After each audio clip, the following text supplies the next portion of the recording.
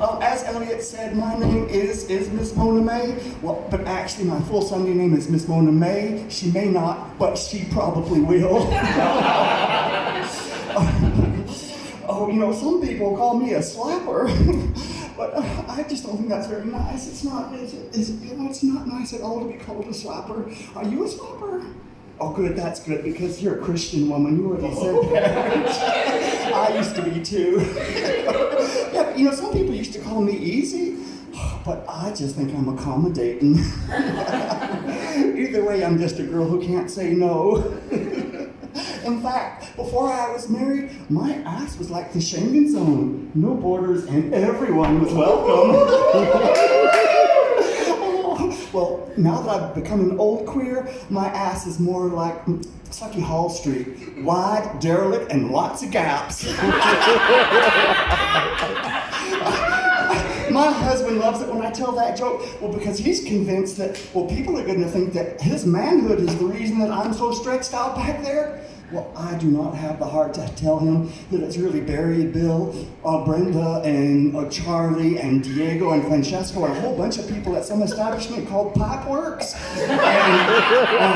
And then there was Seamus. Oh, that Irishman had quite the shillelagh. Yeah. You're not going to think I'm nothing but trash. You would be right. I did try to be straight and walk on the straight and narrow and be a good little girl, and I really did it for a long time. I really was good and wasn't so trashy. But then my syphilis got better, and celibacy was no longer a public service.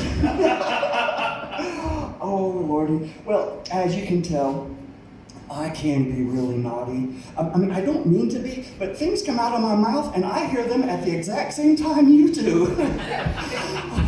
So it's always a risk. I might say something that's offensive or trigger somebody, and I don't really need to, but you see, when you get to be an old queer like me, well, you have lots of you collect lots of what are euphemistically called life experiences. Those things that make you stronger if they don't kill you. I should be fucking immortal by now. So when I tell my stories about my life and stuff, things come out and I can be offensive. I really, really can. And I don't, especially if you're some right-wing conservative Christian. And if that's one of you, a big boo-hoo to you. What the fuck are you doing in the diversity quota? Well, and if I trigger anybody, I always carry around these flyers here. Well, they've got all sorts of telephone lines and self-help groups. Hell, I've been in half of these self-help groups, so I can recommend them to you. So if I trigger anybody, just call any of these nice people and, they'll help unpull that trigger. Oh, now where was I? I'm such a dizzy old queer. Yes, I remember now. I was up here talking about trash and sexy things and stuff, and I'm a senior citizen. Well, I know some of you young people don't like thinking about old people having sex. I think it reminds you that maybe your mom and dad had sex once or twice. I do understand why that would be upsetting to you, because 55 years ago, 55 years ago, I heard my mom and dad having sex. Oh, and it still gives me the dry bolt just thinking about it. It was terrible. But if you are lucky enough to get to be as old and crusty as I am, you will find out that people are in their 50s and 60s and 70s are just as horny as people in their 20s and 30s. They are. But nobody is as horny as they were when they were a teenager. Anybody else here tried to fuck a jar of peanut butter? No one? I'm the only one? Maybe my mama was right. Maybe I am a pervert. At least it wasn't crunchy.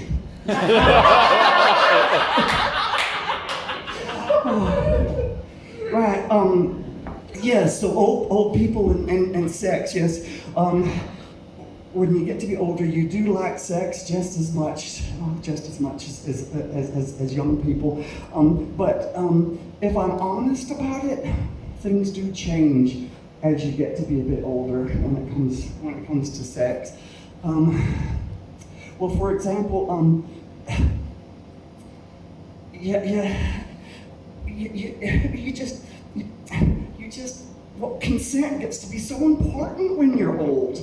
It's like so important when you're old. Now, don't get me wrong, consent is important no matter how old you are when you're having sex, but when you get to be older, it's even more important. In fact, I think old people should be the ones that are going around telling people all about consent training. You know, that's a thing now. They do consent training. And I think old people should be the ones that give it because, well, we have lived through the changing concept of consent. Yeah, and what it is today. I mean, when I was a young thing, consent for me was this. Tapping my foot underneath the bathroom stall wall. And if somebody tapped back, we were off to the races. So to speak. You did have to be really quick so you didn't get caught. And then I got older and got to go to bars. And well, the first bars I went to, I was taught that you had to walk through the bar like this. I mean, imagine doing that today. You get arrested, rightly so, like that. But I was like, and well, if somebody touched you, well, you were supposed to turn around and look them up and down, and if you liked what they looked like, that is presuming, of course, you were in one of those bars that actually had light fixtures. Well, you would give them your butt or your crotch, depending on what you wanted that night. we had. Oh, that just made my day, thanks, Glenn. We had other nonverbal signals to help us with consent. I mean, you never had to ask somebody if they were a top or a bottom or they were versatile. Just by the way we hung our keys on our Levi's or which button we left unbuttoned on our 501s, you knew exactly what people were wanting that night. And then, of course, there was the hanky code. Different colored hankies in your back pocket would let everybody know what kind of kink you were into. Yeah, it was. Yeah, pocket placement would proclaim to the world if you were an active or passive partner and do you prefer perversion. Oh, Lordy. It was more complicated than the highway code. But you know, once you got your I level and your A level and the queer hanky code, you could get consent negotiated in 6 words or less. Yep. It was went like this for me. Some beautiful person would walk up to me and they say, "Want to get peed on?" Yes, sir. Oh, of course, that was for the yellow hanky. I stayed away from the red hanky or the brown hanky. Oh, but of course, that all changed when the AIDS epidemic hit. I mean, we had to learn to actually talk to each other. I mean, who knew you could talk to somebody before, during, and after sex? It was a revelation. Oh, it kind of went like this for me. Hi, my name's Mona. You're sexy. Oh, you think I'm sexy too? Oh, I think I'm sexy too, but it's lovely to hear from a hot person like you. What do you like to do? Oh, I like to do that too. What's your HIV status? I'm negative. Oh, you're positive? That's fine. I play safe these days anyhow. Is that okay? We'll just be extra special careful with each other? Alrighty, well, wrap that monster in latex and make me see Jesus. Yeah, so AIDS did make us change the way we thought about consent. But now that I'm an old queer, it's kicked up a whole nother notch. Oh my God, consent is, well, for starters, now you have to agree on a time for sex. And you know, it can't be too early or too late. You have to hit that sweet spot. You have to be up long enough where you've had all your bodily functions completed and there's still time to, you know, do any other ablutions that you might want to do, any preparations for the sexual activity, but it can't be too late in the day that you're too tired for the sexual activity. Oh, God forbid if your partner's on a different circadian rhythm than you. But once you have the agreed time and you get there and if his flesh and the spirit are still willing, then you have to negotiate things and renegotiate things, even if you really know your partner's likes and preferences really, really well. My husband and I, we've been together for 23 years, and our sex talk goes something like this. Hey baby, how does that feel?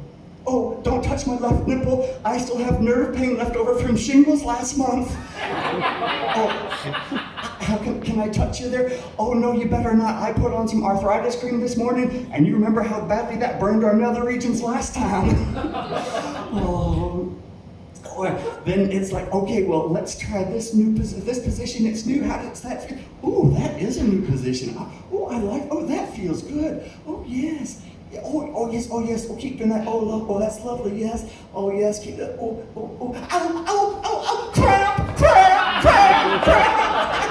Oh, get off. So by the time you untangle and stand up and work the cramp out and then decide on another position that you can both do in that's not going to start the cramp again, well, you're actually really parched and a bit out of breath. And so the sexy talk turns to this. Oh, can we stop and have a break? I could kill for a cup of tea. I mean, who knew that milk and 2 sugars could be part of sex play? Well, that's all the time I have up here on the stage. I just wanted to leave y'all with just a little bit of advice. Did you know consent is sexy? And the whole process of trying to get consent is, well, that can be almost as much fun as the sex itself. Yeah, because you know what? Asking for something naughty is, well, naughty. And us old queers, we know that it's nice to be naughty. Oh, fuck, I forgot to put my wig on. Oh, I am Miss Mona May, but remember, I may not, but I probably will.